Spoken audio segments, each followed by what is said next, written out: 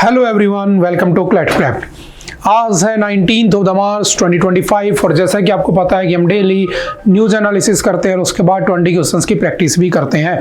तो चलिए उसी सीक्वेंस को कंटिन्यू करते हैं। आज का पहला क्वेश्चन हमारे सामने, which country topped the medal table in the recent para athletics grand prix 2025। तो कौन जीता है? तो याद रखना इंडिया ने इसमें टॉप किया है। ठीक है, सिंपल वन लाइनर में याद रखना, स्पोर्ट्स वाले उसमें ऐड कर लेना। How long was the extended mission of NASA astronaut Sunita Williams and Butch Wilmore in space. तो आज आपको पता है वापस आ चुके हैं मोदी जी वगैरह ने, उनको थैंक्स, उनको वेलकम भी किया यहाँ पर, है ना, कि धरती ने तुम्हें मिस किया और ये सब। तो आपने पढ़ा होगा कितने दिन रहकर आए हैं, तो याद रखना 286 days. Option number B is the right answer, simple सा याद रखना।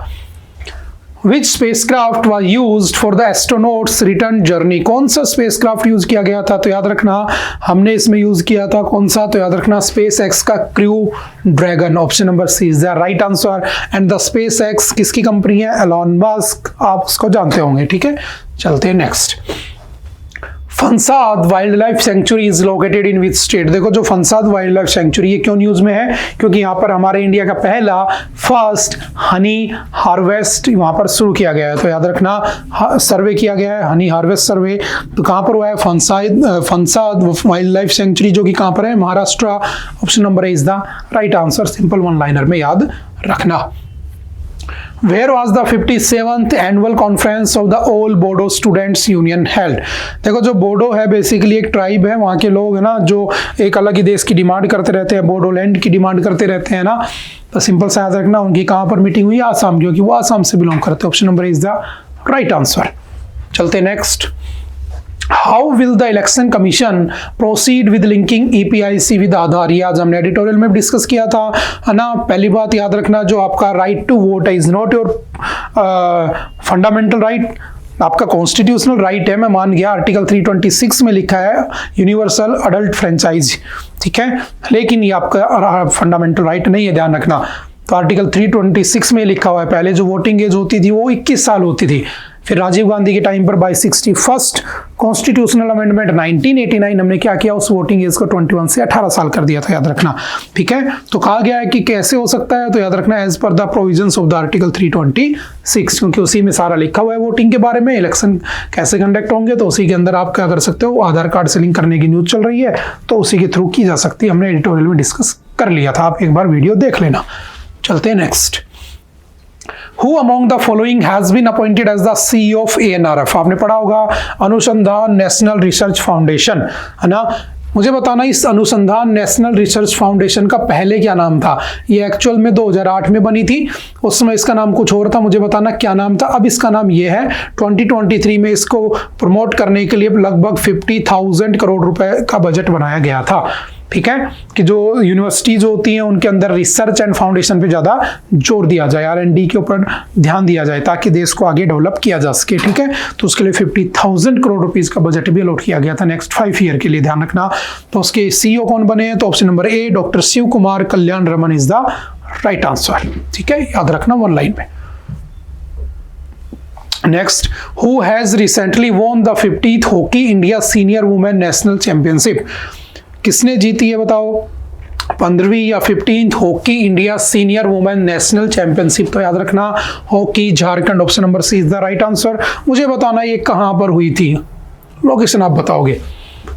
ठीक है, चलते हैं next. Recently the Chandrayaan 5 mission will be conducted with the cooperation of which of the following countries? तो किसके साथ? याद रखना जापान। और जापान की स्पेस एजेंसी का नाम क्या है? जाक्सा। क्या नाम है? JAXA. Where has the 26th Flora Expo concluded recently? तो कहां पर हुआ है 26वें नंबर का फ्लोरा एक्सपो? तो याद रखना नेपाल।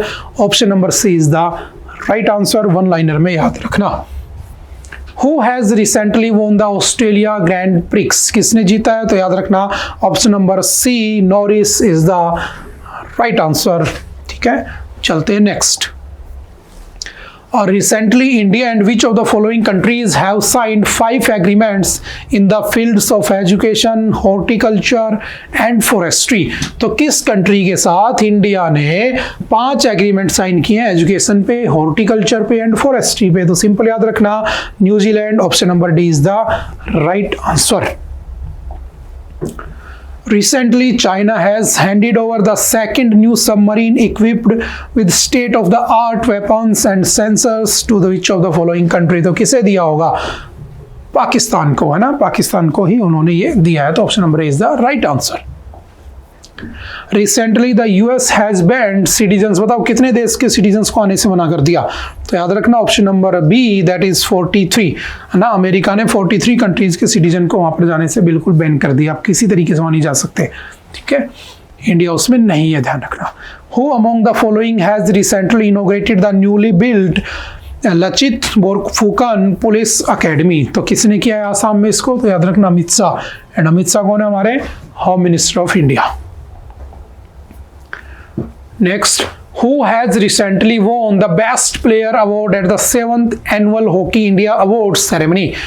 आपकी जो 7th annual hockey India award ceremony हुई थी उसमें जो बेस्ट प्लेयर किसको मिला है? तो याद रखना हरमनप्रीत सिंह, है ना। आप जानते होंगे अगर आपने लास्ट टाइम देखा होगा इनको किसके अंदर, ओलंपिक्स में। Who among the following has recently launched a dedicated app for the PM internship scheme? आपने जो पीएम इंटर्नशिप स्कीम देखी थी उसके लिए किसने एक ऐप लॉन्च किया है? तो बताना निर्मला सीतारमण। कौन है? हमारी फाइनेंस मिनिस्टर। बताना उस ऐप का नाम क्या है? ये आपके घर का क्वेश्चन है, देखते हैं कौन कौन ढूंढ के बता पाता है। Where was the Quad? Quad क्या होता है? तो 4 देशों का ग्रुप है, इंडिया है, ऑस्ट्रेलिया है, जापान है एंड यूएसए है, ठीक है। तो इसके ऊपर एक वर्कशॉप हुई है, कहाँ पर हुई है? तो याद रखना new Delhi. Option number D is the right answer. और इस बार क्वाड की मीटिंग भी कहाँ पर होगी? इंडिया में होगी, क्योंकि लास्ट ईयर इंडिया होनी थी लेकिन वो कहाँ हो गई थी? यूएसए में हो गई थी, क्योंकि जो बाइडेन को लग रहा था कि आने वाले समय में हो सकता है कि अगर वो हार जाए, ट्रंप अगर जीत जाए तो इनके स्क्वाड ही ना खत्म हो जाए, तो उन्होंने वहां पर कंडक्ट करवा ली थी। इस बार अगर होगी तो कहाँ होगी? इंडिया में होगी, ठीक है। तो सिंपल याद रखना कितने देश हैं? 4। कब बना था? 2007 में बना था, 2007 में बना था, ठीक है। उसके बाद एक और बना था I2U2, है ना, 2 I 2 U, यूएसए, ठीक है, यूएई, इंडिया, इजराइल। उसमें यूएसए है, यूएई है, इंडिया है, इजराइल है। वो कब बना था? 2021 में, ठीक है। Next, Which of the following countries are a member of Five Eyes Alliance? देखो Five Eyes Alliance बेसिकली 1946 में बना था, क्योंकि आपको पता है कि 1945 में जो वर्ल्ड वॉर खत्म हुआ उसके बाद अमेरिका ने क्या बना लिया था? न्यूक्लियर वेपन बना लिया था। तो दुनिया भर के देशों के ऊपर नजर रखनी जरूरी थी, तो उस समय क्या बना दिया गया? ग्रुप बना दिया गया, जिसको आज हम किस नाम से जानते हैं? Five Eyes Alliance के नाम से जानते हैं, ठीक है। और उस ग्रुप के कौन कौन मेंबर हैं? तो याद रखना option number B, that is United States, UK, Canada, Australia, New Zealand, ठीक है। हालांकि न्यूजीलैंड वगैरह बाद में ऐड होते हैं, ठीक है। According to article 326 of the Indian constitution, है ना, भारत के कॉन्स्टिट्यूशन का आर्टिकल 326 किसकी बात करता है? तो वोटिंग की बात करता है, ठीक है। कैसे वोट डाल सकते हो, है ना, फ्रेंचाइज, अडल्ट फ्रेंचाइज की बात करता है, या अडल्ट सफरेज भी कहते हैं इसको। तो इसमें कहता है who has the right to vote? किसको राइट है वोट देने का? तो क्या एनी रेजिडेंट ऑफ इंडिया? गलत, सब थोड़ी ना दे सकते हैं। देखो अगर कोई फॉरेनर है, वो भारत में आता है और 6 महीने ज्यादा रुक जाता है, तो आधार कार्ड तो उसका बन जाता है। तो Aadhaar card is not a proof of your citizenship कि तुम सिटीजन हो। Aadhaar card is just proof of residence, ठीक है। तो वोट देने का राइट रेजिडेंट को नहीं हो सकता है, समझ गए, क्योंकि वो तो 6 महीने से फॉरेनर भी रह रहा था, ठीक है। अगला है सिटीजन ऑफ इंडिया, हम इसको रख सकते हैं एक बार के लिए। Holders of an Aadhaar card, गलत। अभी मैंने कहा पर्सन अबव एज ऑफ 16, गलत बात है। पहले 21 साल के ऊपर के देते थे, अब 18 साल के ऊपर के वोट देते हैं। इससे यहाँ तक कैसे आए? तो बाय 61st कॉन्स्टिट्यूशनल अमेंडमेंट 1989 हमने क्या कर दिया था?